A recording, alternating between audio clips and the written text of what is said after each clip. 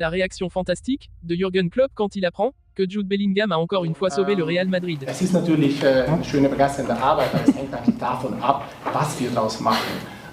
Virgil hat recht, man sieht den Spirit. Wir haben uns heute zwar verspätet, aber die Spieler verbringen gerne Zeit zusammen. Salut les supporters du Real Madrid, j'espère que vous allez tous bien, pour moi ça va super. Aujourd'hui nous allons parler de l'actualité en général sur le Real Madrid. Extraordinaire. Erling Haaland prend une grosse décision pour son avenir.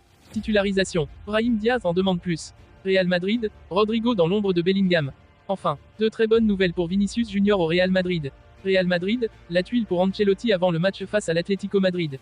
Avant de commencer, si c'est la première fois que tu passes ici, je t'invite donc à t'abonner, c'est gratuit, ça prend 2 secondes et ça fait plaisir. Merci beaucoup à toi. Erling Haaland, le prodige norvégien du football, a récemment pris une décision qui pourrait bien redéfinir le paysage du football mondial pour les années à venir. Cependant, avant de révéler cette nouvelle décision monumentale, plongeons dans l'histoire récente de ce talentueux attaquant. L'année dernière, Haaland a fait sensation en rejoignant Manchester City en provenance du Borussia Dortmund.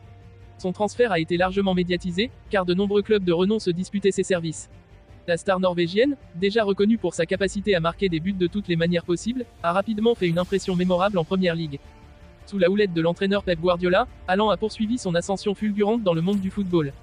Ses performances sur le terrain ont été extraordinaires, propulsant Manchester City vers de nouveaux sommets et renforçant leur statut de favori pour la Ligue des Champions.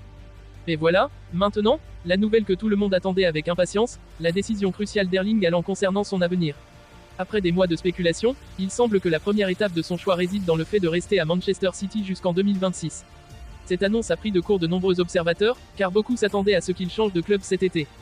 Cependant, il y a une intrigue supplémentaire qui ajoute une dimension fascinante à cette histoire déjà captivante.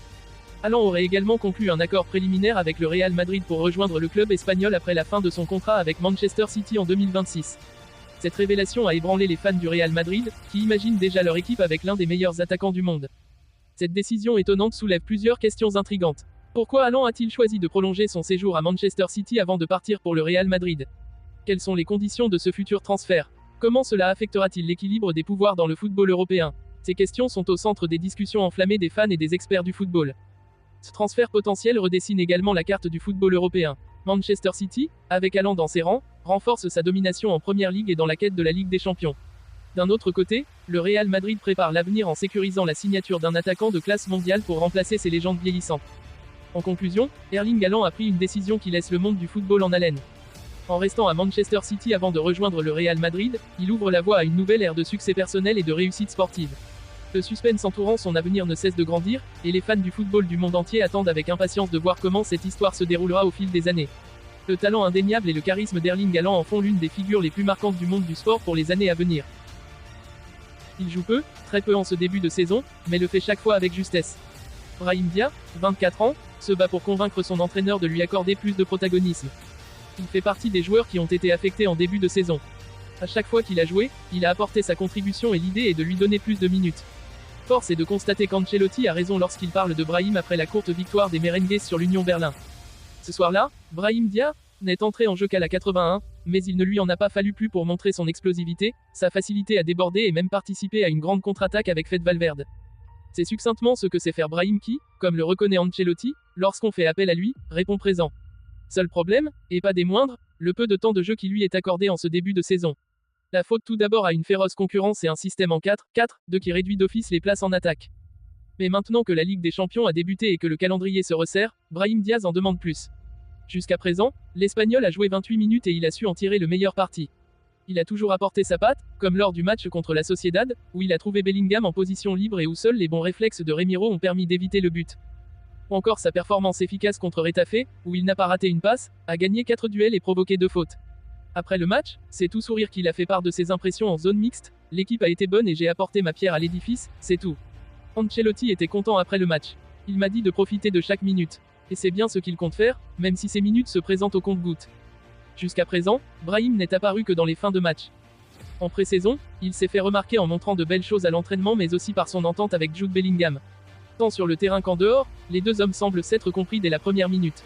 Pas un hasard d'ailleurs si Ancelotti a essayé à plusieurs reprises des compositions où Jude était le meneur de jeu et Brahim évoluait comme attaquant sur le côté droit. Une position qui convient à son pied gauche et qui lui permet de repiquer vers le but. Mais pour le moment, Brahim joue un rôle ingrat, celui de super sub, et pas le premier de la liste. Il a beaucoup progressé, il a toujours de la qualité, mais il est beaucoup plus puissant et il a changé physiquement, déclaré il y a peu Ancelotti à la radio de la Serie A, même si les minutes manquent toujours aux natifs de Malaga.